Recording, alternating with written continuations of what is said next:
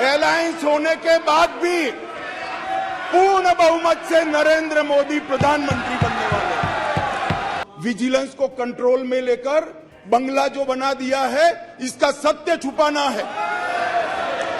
जो भ्रष्टाचार हो रहा है, इसका सत्य छुपाना है। जिस तरह से 10 साल यूपीए ने शासन चलाया, 12 लाख करोड़ के घपले घोटाले करे, इसलिए आज वहां बैठे। दिल्ली सरकार के घपले घोटाले भ्रष्टाचार को और पूरा देश चुनाव में इसका हिसाब किताब करेगा। ये सदन है, सभी माननीय सदस्यों आग्रह आपको मौका दिया जाएगा। आप एक पार्टी के हो और आपको मौका देंगे, लेकिन 2015 में यहाँ स्थिति बदली और यहाँ एक ऐसे दल की सरकार आई जिसका मकसद सेवा करना है ही नहीं, झगड़ा करना। मैं उसके बाद में 1991 में सी स्टेट एक्ट के द्वारा दिल्ली को विधानसभा दी गई, परंतु 56 में राज्य पुनर्गठन आयोग की सिफारिशों पर दिल्ली की विधानसभा हटाकर उसको संघ राज्य घोषित किया गया। लगभग 3 दशक तक ये व्यवस्था चलती रही। 87 में सरकारिया कमेटी बनी, जो बाद में बालाकृष्णन कमेटी के रूप में जानी गई, और 91 में 69वां संविधान संशोधन किया गया और इसके बाद दिल्ली राजधानी राज्य क्षेत्र शासन अधिनियम 1991, जिसमें मैं आज संशोधन लेकर आया हूं, इसको इस महान सदन ने पारित किया गया।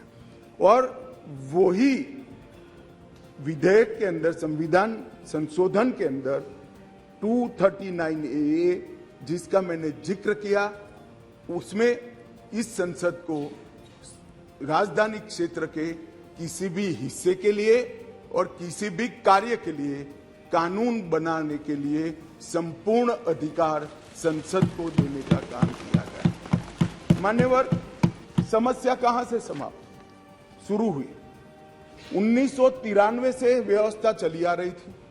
कभी भारतीय जनता पार्टी सत्ता में आई, कभी कांग्रेस पार्टी ने शासन किया, कभी ऊपर कांग्रेस का शासन था तब हमारी सरकार थी, तो कभी ऊपर कांग्रेस की सरकार थी तब नीचे हमारा शासन था, मगर कोई झगड़ा नहीं हुआ।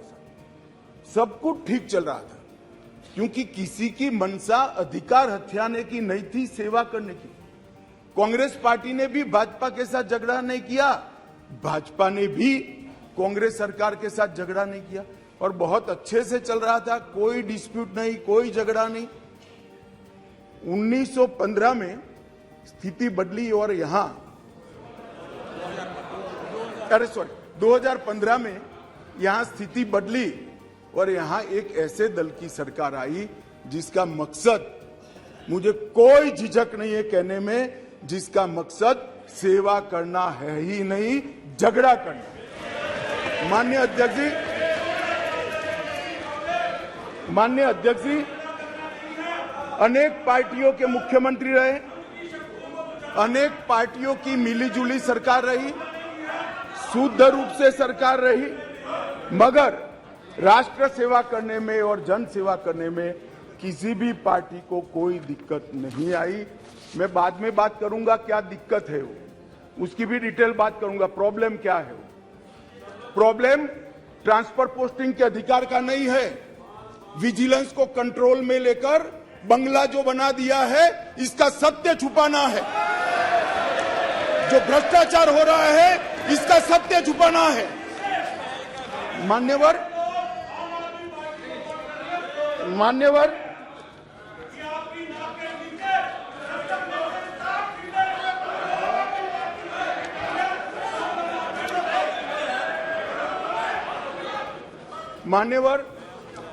उसके बाद में 15 में अचानक ही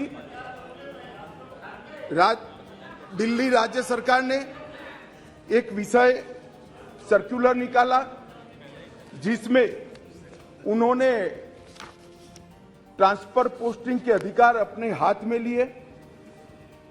केंद्र सरकार ने एक नोटिफिकेशन निकाला, उसको हाईकोर्ट में चैलेंज किया गया।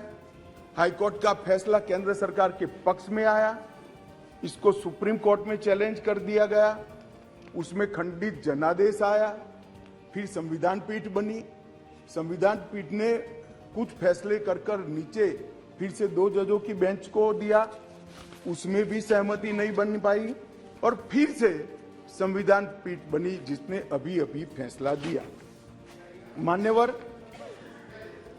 मान्यवर वो जो इंटरप्रिटेशन है, वो इंटरप्रिटेशन उन्होंने कानूनी और मॉरल दृष्टि से नहीं किया। उन्होंने इंटरप्रिटेशन कानून की स्थितियों का करते हुए ये कहा है कि फिर भी दिल्ली देश की संसद को और भारत सरकार को दिल्ली संघ राज्य क्षेत्र के लिए हर प्रकार का कानून बनाने का अधिकार है।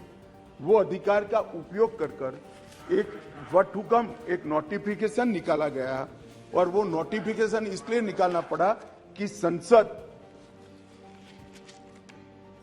उस वक्त काम नहीं कर, मतलब संसद बैठी नहीं थी, बैठकें चल नहीं रही, तो नोटिफिकेशन निकला और संसद सत्र के अनुपस्थिति में जो नोटिफिकेशन निकला, इसको मैं यहां लेकर आया हूं, जो आज सदन के चर्चा के लिए मैंने आप सबके सामने रखा है। मेरा सभी पक्ष के सदस्यों से विनती है कि चुनाव जीतने के लिए, किसी समर्थन हासिल करने के लिए, किसी पक्ष का विधेयक का समर्थन करना या विरोध करना, ऐसी राजनीति नहीं करनी चाहिए। नए गठबंधन बनाने के अनेक प्रकार होते हैं। नया गठबंधन बनाने के अनेक प्रकार होते हैं। विधेयक और कानून देश के भले के लिए लेकर आते हैं।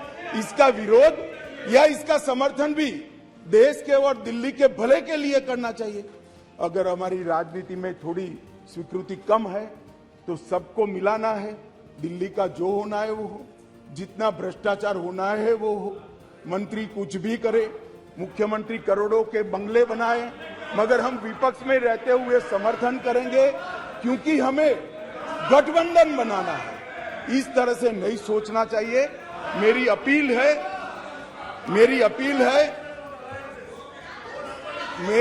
है विपक्ष के सदस्यों को कि आप दिल्ली की सोचिए, अलायंस की मत सोचिए। अलायंस से फायदा नहीं होने वाला है।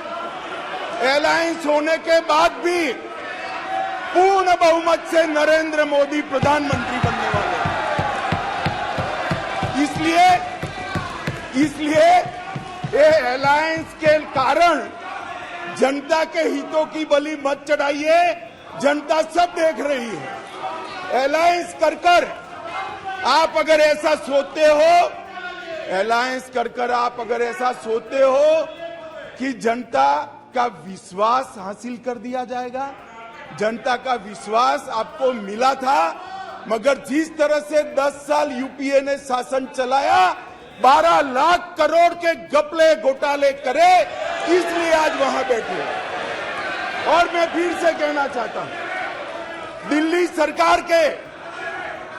सरकार के घपले घोटाले भ्रष्टाचार को प्रच्छिन्न रूप से अलायंस की गरज के कारण मदद कर रहे हो। पूरा देश देख रहा है और पूरा देश चुनाव में इसका हिसाब किताब करेगा। मान्यवर, मैंने ये सदन के सामने रखा है बिल को। मेरा सभी से निवेदन है कि अलायंस के मद्देनजर इस पर अपना अभिप्राय न करें। देश के और राजधानी क्षेत्र के भले के लिए न्यूट्रलिटी से बात करें। और वैसे भी मैं बता देता हूं, विशेषकर कांग्रेस पार्टी वालों को, कि ये बिल पारित होने के बाद वो अलायंस में आपके साथ आने वाले नहीं है। तो जो सच है वो करिए। इतना अपील करके मेरी बात को समाप्त करें।